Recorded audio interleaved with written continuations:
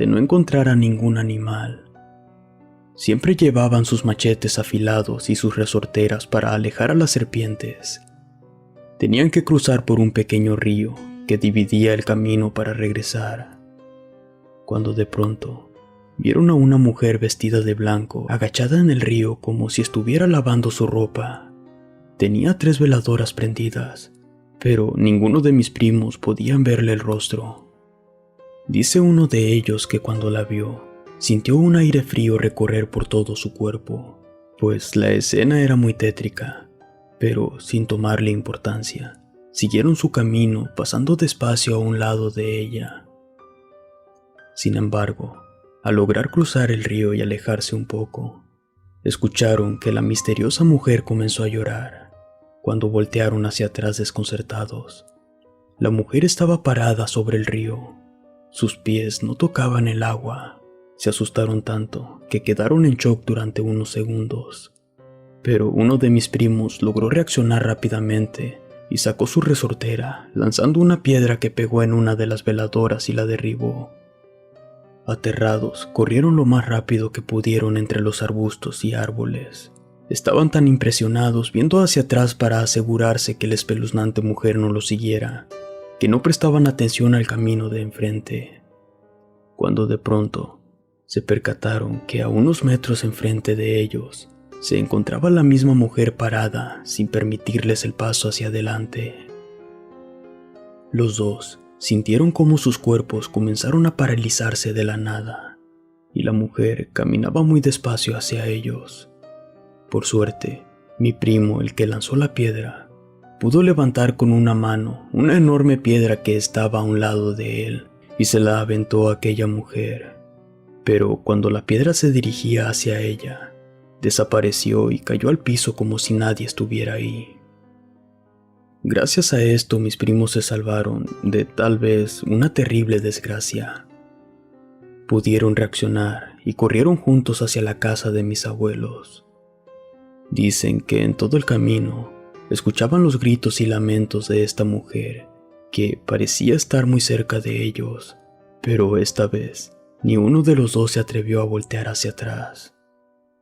Al llegar a la casa de mis abuelos, mis primos le contaron lo sucedido a mis tíos, a lo cual les dijo que no debían estar tan noche por los rumores que decían sobre la Llorona, y que lo más probable es que se habían cruzado en el camino de ella. Uno de mis primos no pudo conciliar el sueño después de lo sucedido. Hasta el segundo día le comenzó una fiebre horrible y decía que la Llorona lo veía fijamente desde la ventana. Y así fue como mi abuela tuvo que quemar incienso y chile seco, pues en esos lugares se considera un remedio muy común para alejar a los malos espíritus. Gracias a esto, mi primo mejoró mucho, y la mujer no volvió a molestarlos en su estancia con mis abuelos. Dicen que hasta la fecha, la Llorona sigue manifestándose diario. Relato anónimo.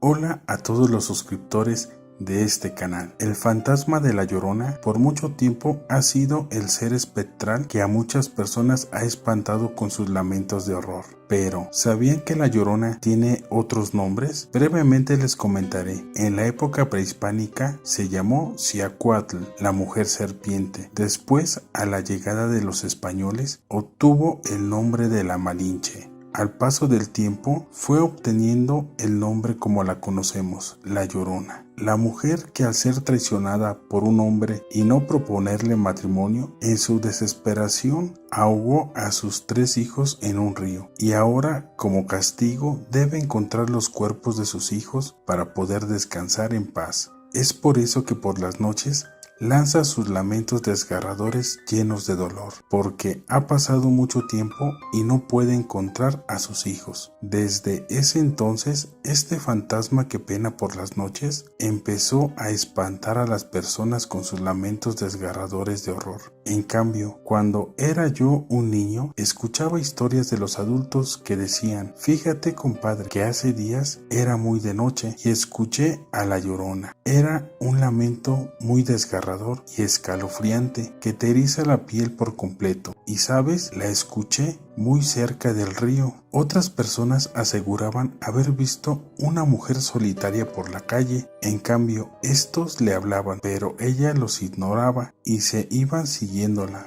Pero cuando estaban cerca de una barranca, esta mujer se convertía en una mujer vestida de blanco. Lo más escalofriante era que la veían flotar, y al voltear esta mujer lograban ver que tenía una cara de caballo. Al ver esto, los hombres quedaban horrorizados por tal hecho y salían corriendo de ese lugar. Justo detrás de ellos, aquella mujer soltaba sus lamentos de horror. Yo, al escuchar esas historias, me llenaba de valor y decía: ojalá algún día pueda escuchar a la Llorona, y si tengo mucha suerte, me gustaría verla. La verdad, en ese momento no sabía lo que estaba diciendo, sin saber que años más tarde se me cumpliría eso que dije alguna vez. Así pasó el tiempo y un día escuché sus lamentos de horror. El siguiente relato me pasó a mí cuando escuché por primera vez esos lamentos de la Llorona, que con solo el recordar lo que esa noche escuché aún me sigue llenando de miedo.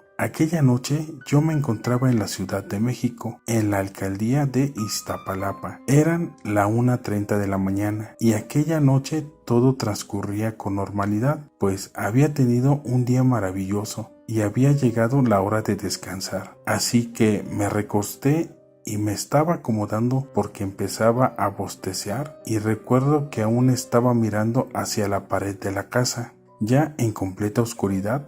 Pero de pronto escuché un ruido extraño por mis oídos. Al momento pensé que era una mosca o algún insecto volátil, así que me recosté boca arriba para ver qué era. Y justo en ese momento, muy a lo lejos, escuché una mujer que hizo un grito muy largo. Me quedé pensando, ¿qué será eso? Por alguna extraña razón, llegó a mi mente el nombre de la Llorona. Yo, incrédulo por lo que había escuchado, volví a escuchar otro lamento lejano, más profundo y desgarrador. En ese momento no me quedó duda alguna, era la Llorona.